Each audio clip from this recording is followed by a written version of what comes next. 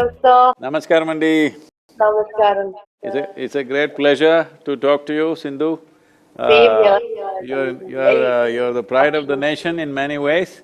And Telugu వాళ్ళు కదా, తెలుగు బిడ్డ వేరే మీరు. Big pride for us. నాకు మాతృభాష తెలుగండి.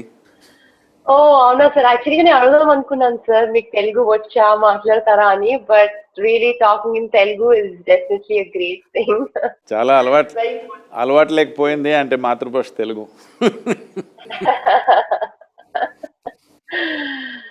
ఎలా ఉన్నారు సార్? నేను బాగున్నాను.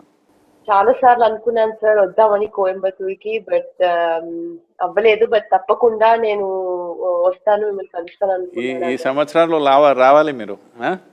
తప్పకుండా. Within this year you must come. Yes, I will, sir. Definitely.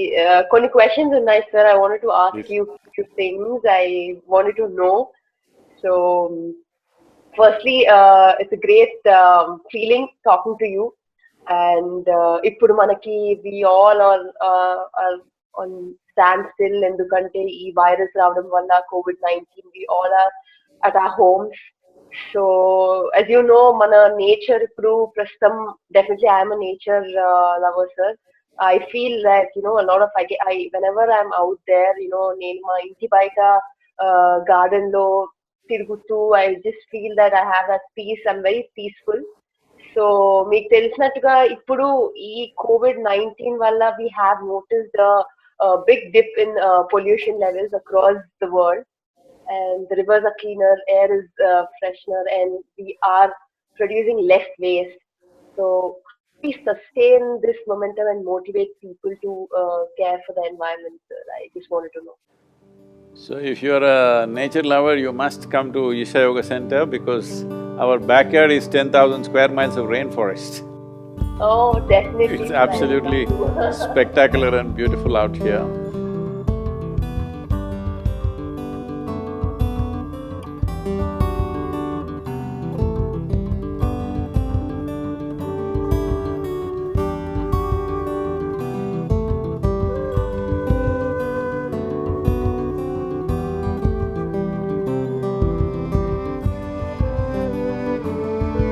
Well, in the last 40 years, I have stayed home for more than 40 days for the first time because of this virus. Thanks to the virus, unfortunately it's taking lives, otherwise it's a beautiful opportunity for me. So, talking about less pollution, all this definitely has happened. So this is something I've been addressing for over 25 years continuously. You must have heard of Rally for Rivers and Kaveri Calling projects and things like that. My engagement with nature has always been very profound. I am not an environmentalist or I am a scientist or something. I am like a worm in the soil. I know as much about the soil and river as a worm knows. But I think a worm generally knows more than the PhDs know about it, because external knowledge and intrinsic feeling and experience of what it is very different. It's like, suppose I have done a PhD on badminton, will I know what you know? I will not know because you are you are in it, that's very different. So that's been my experience, and it's a welcome thing that a whole lot of people are talking about how air is cleaner, water is purer. See, if we say…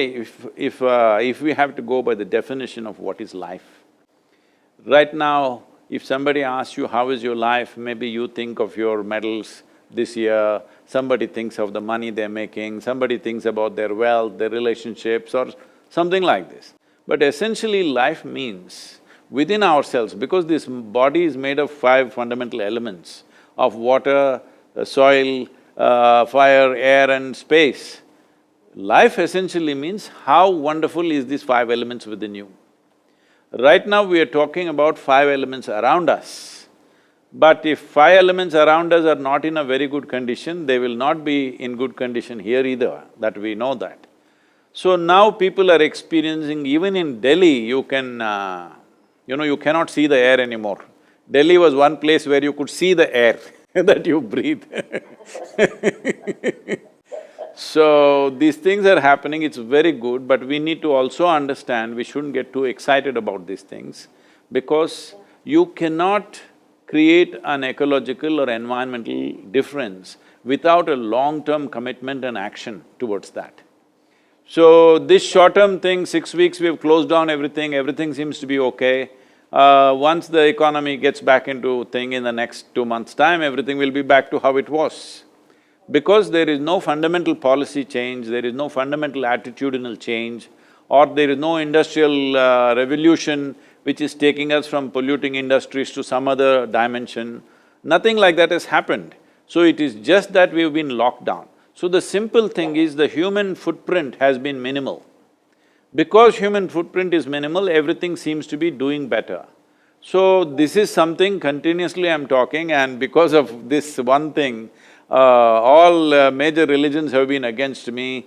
The Hindus are against me, Muslims are against me, Christians are against me, because I've been saying without reducing human population, there is no way out of this situation. Because right now we are 7.6 billion people, United Nations is estimating we will be 9.7 billion people by 2050. If 9.7 billion people are on this planet, it doesn't matter what wealth we have, what money we have, what education we have, we will not live well, no matter what. So in a way, we are living as if we are the last generation on this planet. So now this virus has come, reminded us of our mortality in a strong way. So this is definitely the time to think, instead of making these kind of predictions that by 2050 we will be nearly 10 billion people, why can't we have a plan, by 2050 we'll be 3.5 or 4 billion people? If you do not reduce the human footprint, no matter what technology comes, what decisions we make, nothing is going to work because it's a human footprint, essentially. So, because we need to understand, in 1947 when we got our independence, we were only 33 crore people in this country. And average life expectancy of an Indian was 28 years of age. That means I must be dead by now, only you can be alive. Fortunately, now we have moved this to some 73 or 74 years of age, which is a very wonderful achievement for the nation. But when we push the death, when we postpone the death, we must also postpone the birth, isn't it? We have done it in a minimal way, but we have not done it significantly enough to make the difference. If we don't do that one thing, we can go on talking about it, but disaster will continue. Because the level of ecological disaster, most people are not conscious of, they're only thinking pure air in the city. That's not what it is. From 1970 to now, in the last 50 years, nearly 70% of the vertebrate population has come down, animal population. Yeah. So, similarly, insect population, bird population, everything is going down. We need to understand our life is not independent of all these lives. Only when all these lives are functioning well, our life also will happen well.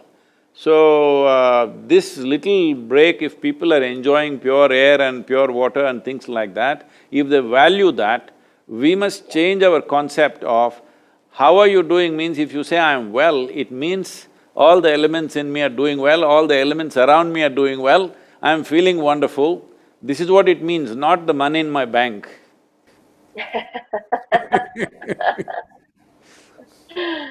True, sir. I agree to that, and definitely adding to that, sir, are you a river person or like a mountain person? I know you've been like traveling and doing these rally for river things, and definitely it's a great thing. And I just wanted to ask if you are a river Mountain person person or or… river…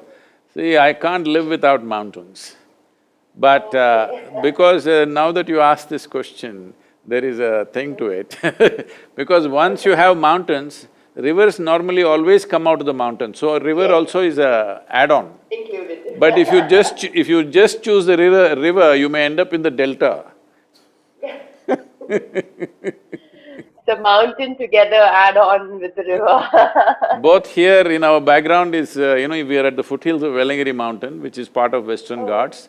In United States, our ashram is in the Appalachian Mountains. So without mountain, I cannot live. Live. I agree to that, sir.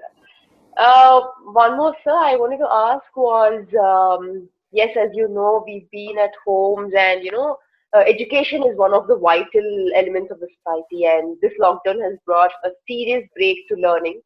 And teachers across the country have risen to their call of duty of as Corona, by working nearly twice as hard to make sure the learning is continuous.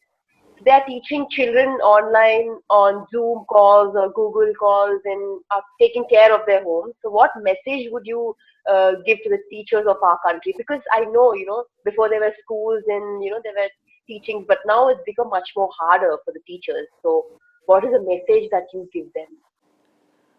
Well, this was bound to happen. I've been predicting this for the last 6, 7 years, that the schools will become redundant. But this is been my wish since my childhood that school should become redundant. I went to school only when it was absolutely necessary. Considering your sport, I think you are also my kind, you have not been to school much. Yes, sir. Not regular, yeah. So, our idea of schooling is coming from Manchester version of industry, mass production, everything. So this is a English version which we took on. They are changing their education, but we are not changing ours in India. So it's important that this changes because there is something… This is a information age where information is available everywhere. It is not like you have to read a textbook, it's all over the place, whatever you want to know. So, when information is so widely available, right now the whole schooling system is just delivering information to the students, which is redundant. Once artificial intelligence comes, schools will become completely, absolutely redundant. I think virus is only hastening this process. It is not necessary that we have to come together to learn information. We must come together for inspiration, for focus, for interaction, for various other things. But unfortunately, only for information. I would say, right now we have school for 5, 6 days and then 1 day or 1.5 days or weekend is a holiday. We must just reverse that. That 2 days school, 5 days you just learn wherever you learn. That's how it should become in future. But we have built enormous amount of physical infrastructure, the amount of buildings around the world in the name of schools and colleges and universities is phenomenal. This will become not so relevant in future and it would happen anyway in the next 15, 20 years. But now with this virus, it may happen very quickly because going and sitting in one place is going to be a problem anyway. So this is a very welcome development. It is not even necessary teachers should be teaching on Zoom or whatever, that is part of their profession right now, but actually in future this won't be needed. Let us say you want to learn physics, the best physics teacher in the world, whatever they have taught, it's available to all of us. Why is a local teacher who's not grasped physics fully is trying to teach me, I'm asking. You and me want to learn physics or chemistry, the best possible teacher who's taught in the world is available, we must learn from that. But we go to the teacher for inspiration, for, certain experimentation, integration of things, that should happen. So, this just throwing in information at the children and thinking we're educating, that is gone because these days a 10-year-old child is better informed than their parents actually, on many aspects of life. True, sir. Yeah, as you said, definitely, yes, I agree to that because there's information everywhere nowadays and, everybody is just one second like away from the information and there's this overwhelming information everywhere. So how to shape up our own individual personality and preserve our individuality? Like, is there a balance between adapting to the changing time and saying to yourself, like, how? See, when you say individual personality, see the word personality comes from a root word called persona. Persona means a mask that you wear. To perform a certain kind of function, you have to wear a certain mask. Now you are a sports person. When you are on the court, you have one kind of mask that is needed. That mask must be aggressive, bringing fear in your opponent if necessary, whatever. You need to wear that kind of a mask. You don't wear that mask at home. You don't wear that mask with your friend. Because this mask means you must be able to wear by choice and take it off. In this virus time, everybody is masked, no choice different kind of mask But that is what personality means. To perform different types of activities, we need to structure ourselves in a certain way. But what happens over a period of time, by the time people are 30, 35, they've gotten stuck with one mask. They're not able to take it off. Everywhere they are the same way. Now it will become a painful experience. If you see between a child, anybody, whatever their age today, when they were 5, 6 years of age, if you see their faces were all like this, one big smile, grinning, you can't stop them from grinning.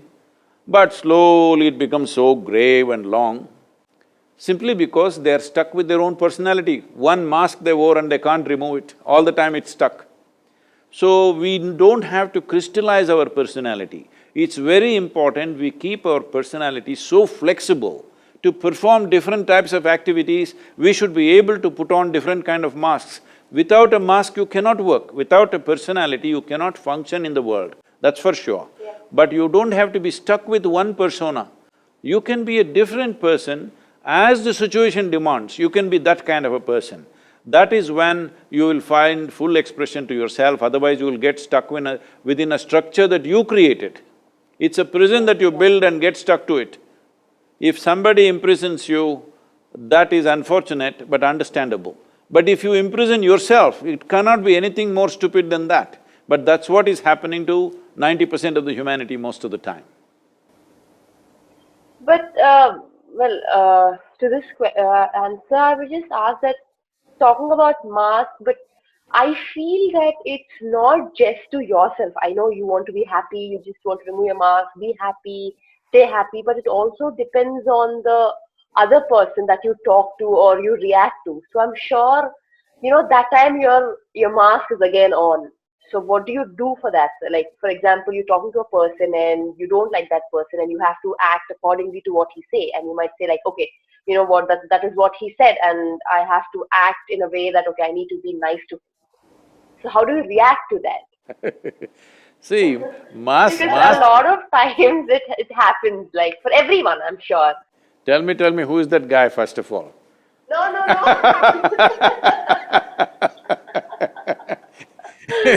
No, This sir, is going to be news in the country, huh? No. I meant to say, like, with a lot of people, like, when you're talking to a friend, sometimes, you might be angry at them, sometimes you might not like what they do. Like, for example, your best friend is doing something and, you might not like it, but then you're like, it's okay, never mind. You can't say it on their face saying that, I didn't like it, don't do that. They might get offended, is what I'm saying. I'm usually saying it on their face most of the time Because I have faced a few times, like, when you talking to your friends or other people, you might feel that they're wrong, but you hesitate to tell them. I sometimes can't tell, or there are a lot of people who can't tell on their faces. See, Sindhu, the thing is, it is not about people being right and wrong. It is just that every human being is acting and living and understanding life according to their understanding and their intelligence. Not everybody can perceive life and understand life to the same extent. If you see, people are the way they are because of the limitations that are there, you would strive to see how to help them to break their limitations rather than making a judgment, they are right, wrong, good, bad, all these things. There are different types of people. Everything that everybody does, it is not necessary that you must like it or I must like it, it's not so. But there is no need for us. If you wear a mask to perform a certain function, you are still who you are within the mask. But right now the problem is the mask sits so tight on your face, you cannot distinguish which is the mask and which is me. So when I say a mask or a persona, what it means is you consciously wear. When you consciously wear it, it is there. It is there for the function, but you don't become that. See, when I say you don't become that, right now, You're a tall girl. I saw on any podium you stand, you're like taller than anybody. Uh, so you were not born like this, you were born just this much and now you became this much. This is just accumulation, body is just an accumulation. Similarly, what you call as my mind, my thought, my emotion are accumulations. What we gather belongs to us, cannot be us, isn't it? It is not us. Right now this clothing, it may belong to me, but it can't be me. Similarly the body, similarly the structures of the mind. If we become conscious of this, what is me and what is not me, if this one thing everybody settles within themselves, if they are conscious of this, all these are not an issue. We will use this body, we will use this mind to the best of its capabilities and that's all. Especially for you as a sports person, using your body and mind to the best of its capabilities, all that matters in the end. So right now, you yourself would have noticed, as every human being would have noticed in their day-to-day activity, because you're a sports person, I'm saying for you, because the consequence of you not functioning at your best is immediately right there. For others, if they don't do something well today, it may take 2 years before the results come to them. For you, it is immediate. There's a bad shot right there if you don't function well at that moment. So because of that, it is far more easier for you to notice this, that how many times in your life, your own thought, your own emotion, your own ideas and opinions become a barrier to your function. So, in the world, there are many challenges. Right now we are in a very challenging time, all right? But you yourself, your own faculties, your own thought, your own emotion, your own functioning of your body should not become an impediment in your life. That is the most important thing every human being should do. What the world will allow us to do or not, we don't know. It depends on the times we are in. See, today, because you're in 21st century, you're wielding a racket, but probably if you were here 1,000 years ago, you would be wielding a sword or something else, you know. I'm saying it is the times which is allowing us to do what we are doing. So, at this time, as there are possibilities, there are challenges. In this, if an individual human being, is here, without making our body, our thought, our emotion, our energies be a challenge by itself, if you just remove this one challenge, in your life you will perform to your best. Your best will be the best in the world, we don't know. That is subject to various realities. But the important thing is whether I am the best in the world or not is not important. To your best, you're always on. You are never a barrier to yourself. Other barriers in the world we will have to cross. Well, yes, sir, I agree to that. But at the same time, when we play, I'm a badminton player, and a lot of people say that when we lose sometimes or when we are disappointed, when we lose a match, people say that it's okay, you've done really well, you are a great, you're a great player, you're a good player. So people say that, when playing, like when I'm playing a match, people say that you shouldn't be uh, too much thinking that, okay, I'm a great player, I can win whatever match, any match I play. And you shouldn't be overconfident, but you should be confident. So what is the difference? People say that you shouldn't be overconfident. When you go into the court, being overconfident, that's not really good for you. But at the same time, you have to be confident that you can win a match. So I just wanted to know the difference because a lot of people told me this. I hope those people who give you this advice have played some game in their life. You know, one day I was walking in the Chennai airport. Then the Indian Hockey Federation secretary saw me and said, Sadhguru, our boys are going to Germany for the Champions Trophy. Please can you talk to them? A few years ago, the entire team was with us for 8 days and we made a big difference for them at that time, way back, I'm talking about almost 27 years ago. So this is a few years later, it's a completely new team. He said especially that hockey team at that time largely came from the tribal areas in Assam, Odisha, these kind of places. So many of these boys have never even traveled outside the country. For the first time, they're going all between the ages of 18 to 22, most of them, only 2, 3 senior players, everybody else is very young, first time they're going into a international trophy, but they're good players, they all come up in that Tata Academy of Hockey, whatever that is, yeah. They're good players, but they have no exposure, they're fearful. So I went there to speak to these boys. And they had one psychologist, somebody they had invited to speak to him in the airport. They're just about to board, let's say in another hour they're leaving. So this guy is telling, what, maa baap ka izzat, aapka, this, I can't repeat these words, he's saying, your parents, this thing, their, honor is upon your shoulders. Desh ka izzat, aapka, this mein hai, sir mein hai, something he's saying, okay? So these boys are just looking open mouth. 1 billion people's expectations is killing, huh? Nobody can carry it on their head. So I looked at this torture they're doing to these boys, and then they asked me to speak. I asked these boys, do you like to play hockey? They say yes. Then I said, I'm sure. I played a lot of hockey when I was young. So I said, I'm sure you can't play hockey. You don't know how to play hockey. Then suddenly their pride, he said, no, we can play hockey. So we took a stick and a ball and dribbled around a little bit in the airport. And then I said, I don't think you guys, you all gammards, you come from tribal land, can you play hockey? You don't know how to play hockey. Then they said, no, we can play hockey better than anybody. Then what is your problem? If you can play hockey, put the damn ball in the goal, that's all. Yes. Don't worry about your country, about your mother, about your father, all this nonsense. Your only thing is you must have lust in your heart to put the ball in the goal, that's all. Yeah. You don't try to carry India with you. After you win the thing, then India will come into picture. At that time, only thing that matters is the ball and where it goes whether it's with you or it's going to somebody else.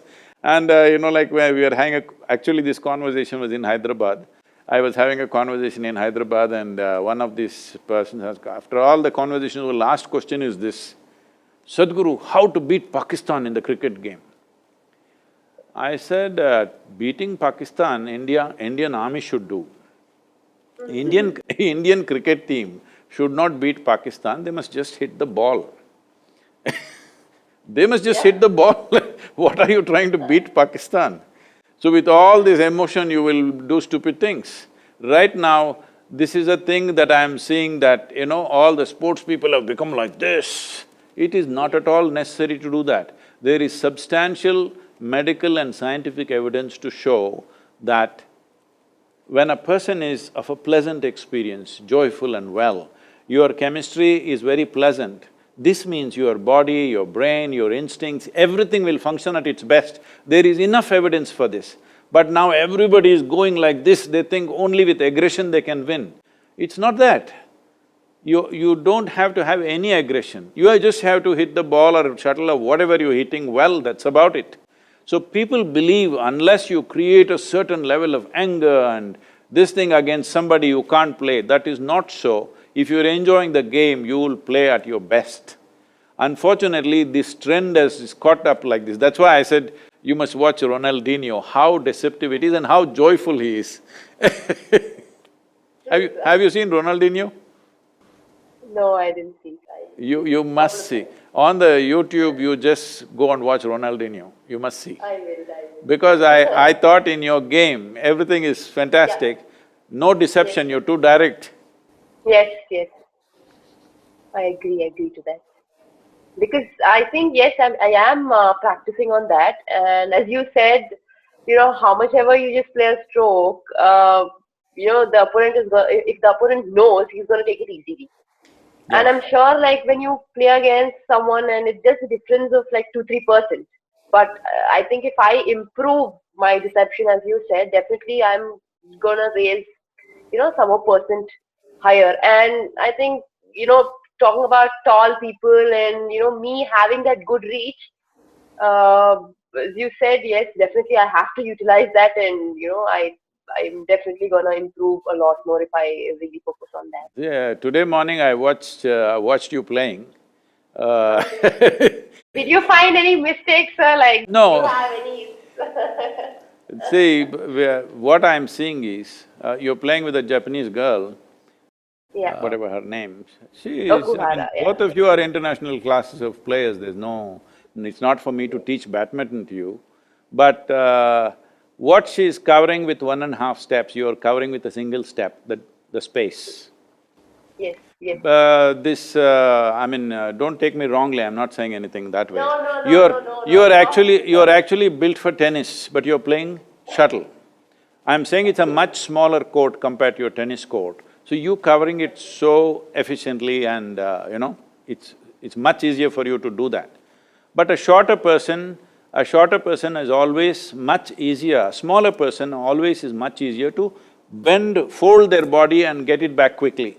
A taller person always has little more difficulty in folding the body and unfolding the body. So always it is important that you don't waste those, those folding the body kind of shots for your opponent when the person is short, because they will easily take it. In your mind, because you're a tall person, it's so difficult for you to go down and take it. You give them those shots, they will take it because they're so small and they're effortlessly going there. Apart from this, see, there are 5 elements in our body: water, air, fire, earth and space. This is called Akash. There is a certain dimension of energy in the human body, the way it functions. The dynamics of yoga is related to these 5 elements, it's called Bhuta Shuddhi.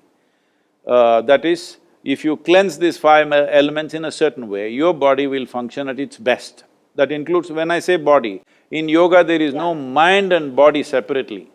Mind is also a mental body, everything is body, that's how it is seen. There are certain simple ways that you can enhance the dimension of Akash in you, where if you do this, your ability to perceive will be such, if you can read the opponent 1 second ahead of their own intent, suddenly you will have a huge advantage over them. You must do that. There is simple things. I can either send someone to you, so you can learn, but if you can come here for 3 to 4 days, we can do a good job on the whole thing, because I feel just that one thing.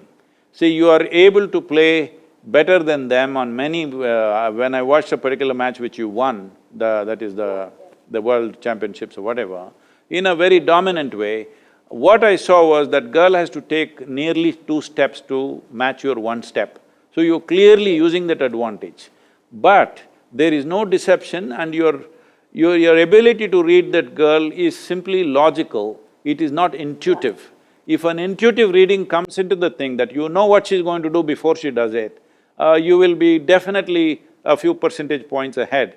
These things are not just natural and accidental, we can also cultivate them. See, every human being has this. I'm sure as a sports person at that level, you have some intuitive way of looking at things, but it can be cultivated. As you have cultivated your body and your skill of playing the game, you can also cultivate your intuitive nature so that you're able to see what's going to come now. Just 1 second advantage if you have, nobody will be a match. I'm particularly concerned because the shelf life of a professional athlete is so small, you must exploit it fully when you are there. Yes, yes. I agree to that, sir, completely, because I think, as you said, deception and knowing, one second ahead of your opponent, I think that will definitely make a huge difference in my game. And as you said, I will definitely come visit.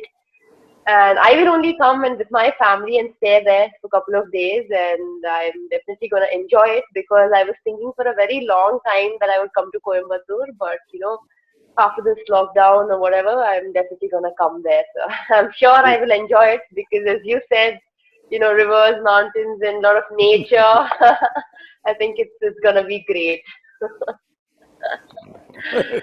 So as you know, I've been traveling all around the world, and I've gained a lot of knowledge from a lot of people, and I've been seeing everywhere around the country, a lot of things happening. But I think, mostly I see there's been a lot of difference in the people on how they greet each other.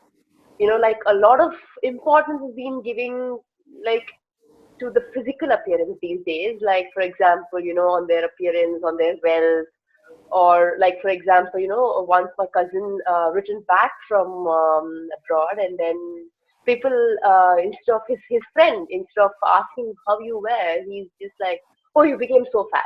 I mean, the physical appearance, like how do you deal with these things? Like nowadays, it's become a lot more. No, no, what is your weight is just as good a question as how are you?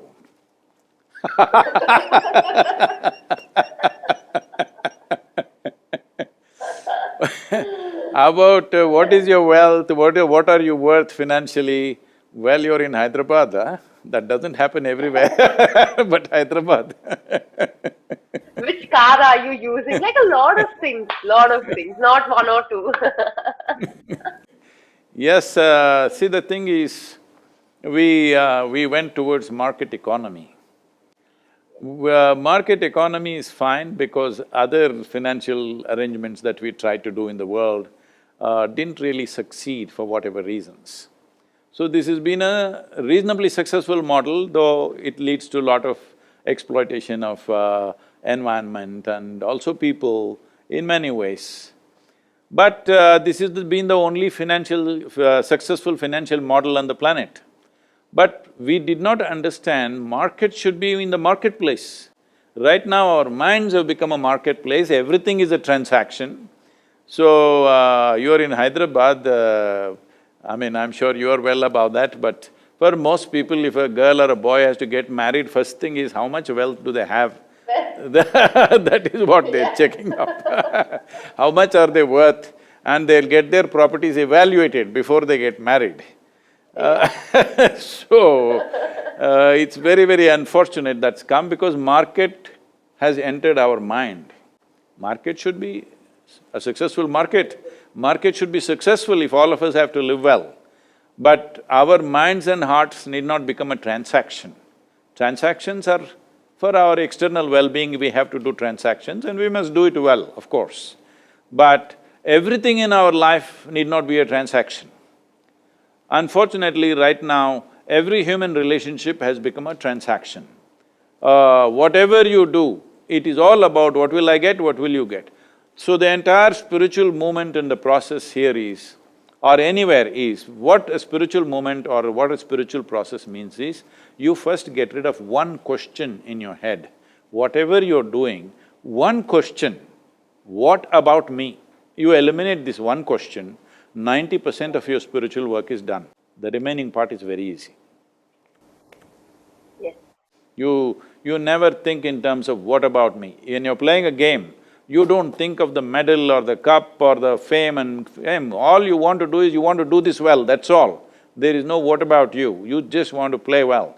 If everybody gets that in every aspect of their life, that what you're doing, you do to your best, there is nothing more, there is no greater joy than the world allowing you to do what you love to do. What should you get out of it? You don't have to get anything out of it. You're doing what you care to do and the world is allowing you to do it. That's the best thing that can happen in human life. True, sir. I agree to that. I think definitely I'm sure, sir, I just wanted to ask you that, like for one question you have like 10 answers and very different, and I don't know how spontaneous you are, you're just like very quick, and a lot of people are very shy, they hesitate to say sometimes, and they're very shy, they just keep it to themselves. So how do you overcome shyness? Shaya, I'm not a young girl like you. No, I mean a lot of people. Not I'm not asking you, sir. I'm just saying that you're very spontaneous, and people out there hesitate to, say a few times, or they're shy. I mean, initially, before when I was really young, I was really very shy. So how do you overcome? Not do you, but how do people overcome? Is what I meant. So, see, people… This is what I said, people making their own thought and emotion a big impediment. See, human beings are the only creatures on this planet who are referred to as beings, isn't it? We don't say an elephant being, ant being, tiger being, no, only human is a being. This means we are supposed to know how to be. How to be means, right now you're here, you're supposed to know how to be. It doesn't matter what I say. It doesn't matter what you say, I should know how to be. If you knew how to be, would you be blissful or miserable? Blissful, obviously. Of course the choice is that. So whatever the external situation is, whether you're winning, losing, you're a champion, you're not a champion, you're rich, you're poor, if you knew how to be, you would be blissful, isn't it? Because human experience is generated from within. So if you're blissful, your body will function at its best, your brains will function at its best, and this is all you can do in your life. That your body, your brain, everything within you is functioning at its best. From this, depending upon the times in which we exist, as I said earlier, if you were here 1,000 years ago, maybe you would be a Kakatiya warrior, I don't know. Did the Kakatiya women fight, huh? I think they did. So now 21st century, no sword, so you're wielding a racket.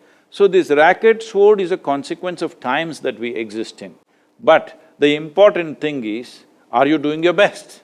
When can you do your best? How can you do your best when you're miserable? Is it possible? So you can call it being shy, you can say I am tense, or I am agitated, or I am anxious, I am this, I am that, these are all different words. Essentially what this means is, your intelligence turns against you for some reason. When your intelligence turns against you, no gods in the world are going to help you, that's for sure. It is very important, everything that you got, if it functions for you, in spite of that there are challenges in the world, isn't it? You are a sports person, there are crucial moments when you know even if you play to your best, something doesn't work. Hello? Any number of times, isn't it?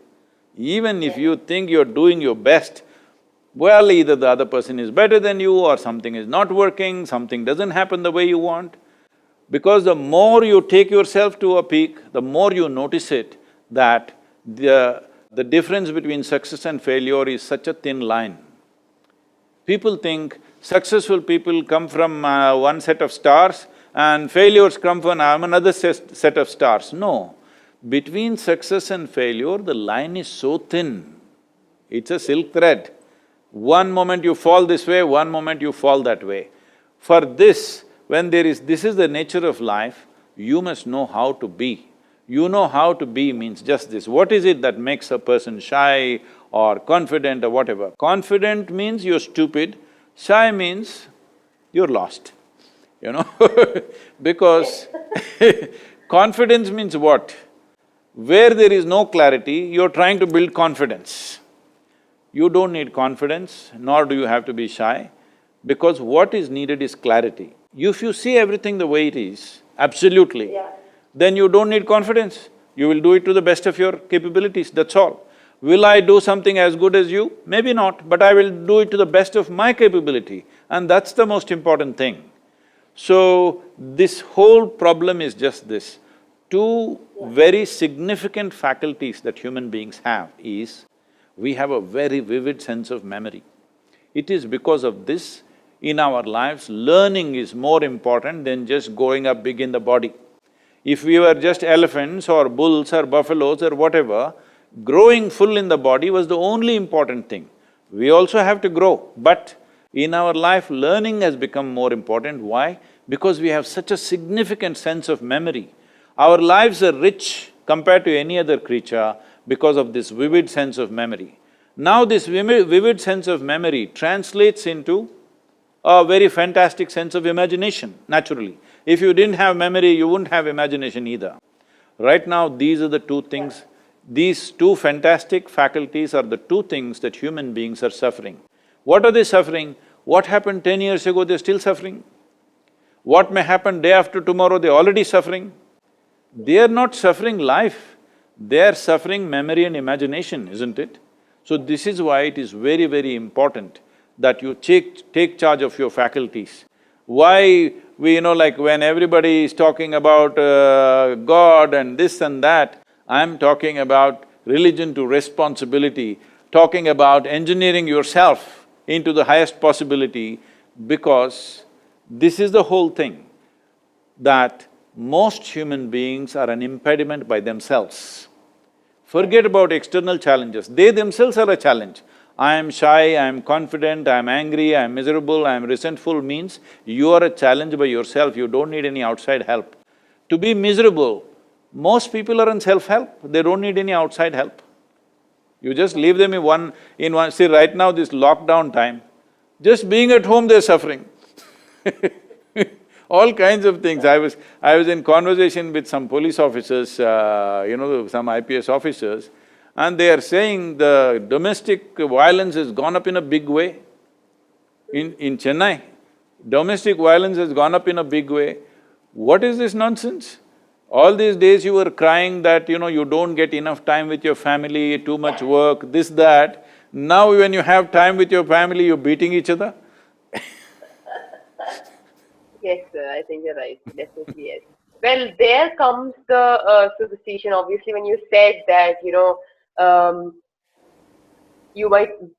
between winning and losing, there's just this thin line. Sometimes you might play brilliantly, you just lose, and the opponent might play extraordinary. And I think… do you believe in superstition, sir? Do you believe in luck?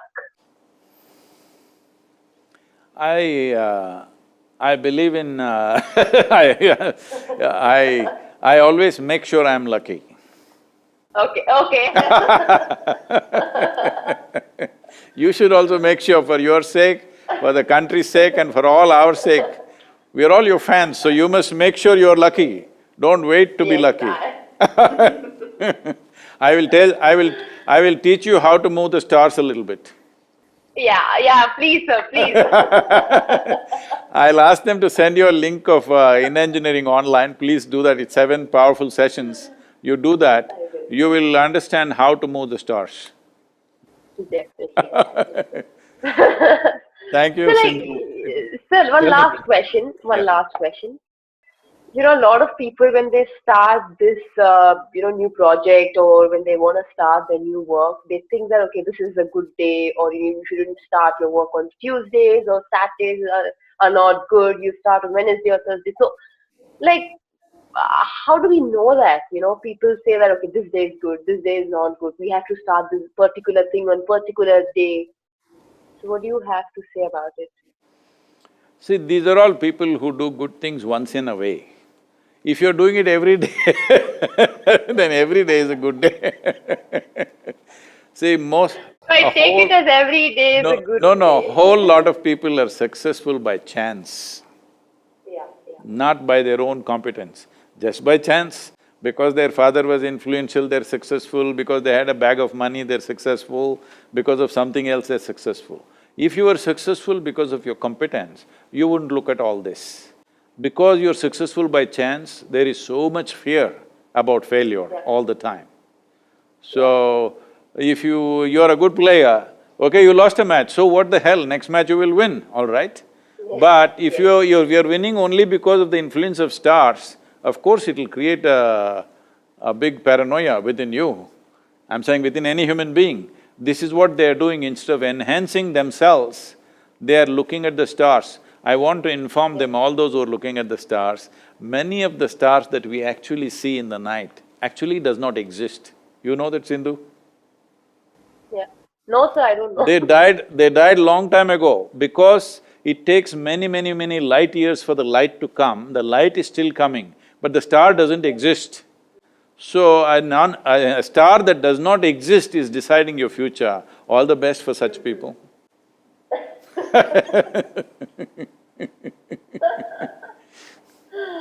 You just see the shuttle, don't look at the stars. No stars, only the shuttle, yes. I am lucky, I have to say I am lucky.